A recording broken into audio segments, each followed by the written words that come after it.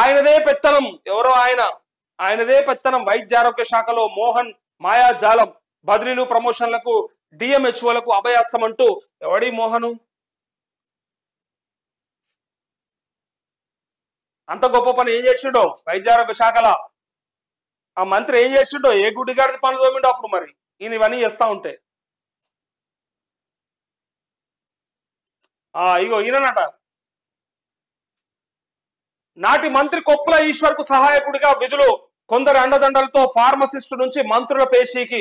Pharmacist ఉండేనట ఆ సన్నాసి తీసుకుపోయి మంత్రుల పేషీలు పెట్టుకుంటే డిప్యుటేషన్ల రద్దుతో మాటూరుపేట పిఎస్సికి బదిలీ. విధులు నిర్వహించకుండానే 4 నెలలు హాజరైనట్టు చూపించిన వైరం.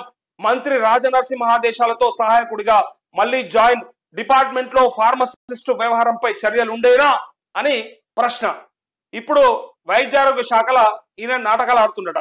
ఇక డిఎంహెచ్ఓల బదిలీలు పోస్టింగ్లపై సదరు ఉద్యోగి అభయాస్తం ఇస్తున్నారు.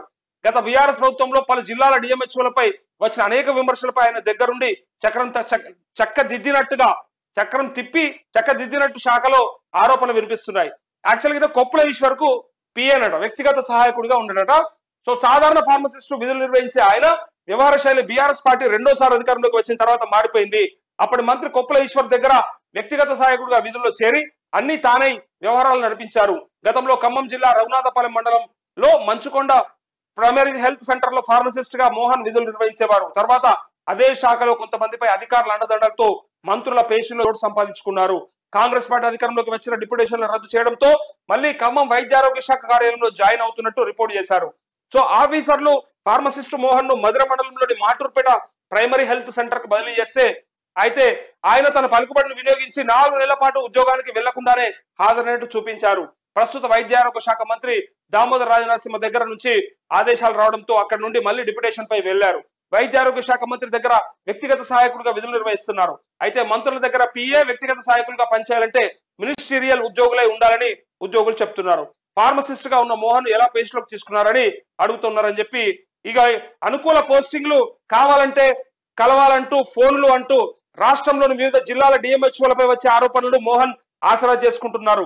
ఆరోపణలను తొక్కిపెట్టాలంటే ఎంతో కొంత ముట్ట చెప్పాల్సిందని కొందరు ఆఫీసర్లు చెప్తా ఉన్నారు. సో రాష్ట్రంలో ఎలక్షన్ కోడ్ ముగియడంతో రాష్ట్ర ప్రభుత్వం బదిలీ చేపడుతున్న నేపథ్యంలో వైద్యారోగ్య శాఖలో అనుకూల పోస్టింగ్లు కావాలంటే తనను కలవాలని ఇప్పటికే చాలా మందికి సదరు ఉద్యోగి ఫోన్ చేసినట్టు తెలుస్తోంది.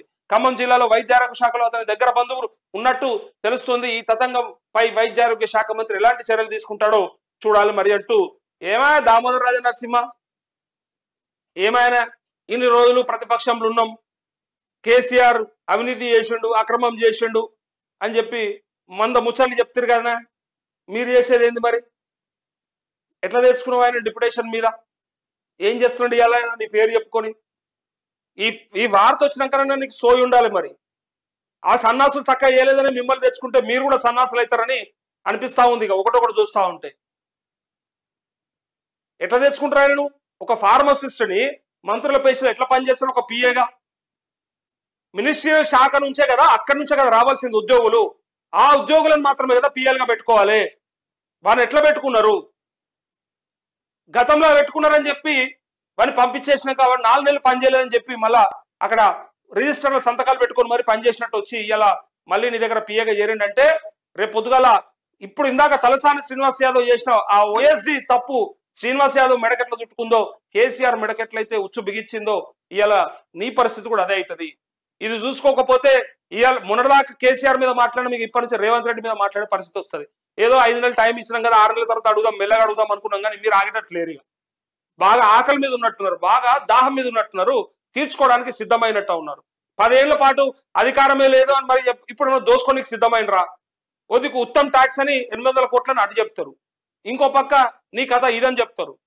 ఇవన్నీ కూడా బయటకు వస్తే భవిష్యత్తులో మీకు కూడా ఉంటాయి అవే. ఇక ఊరుకోరు, ప్రజలేం ఊరుకోరు, ప్రజలు ఊరుకోరు, మేము అసలుకే ఊరుకోము.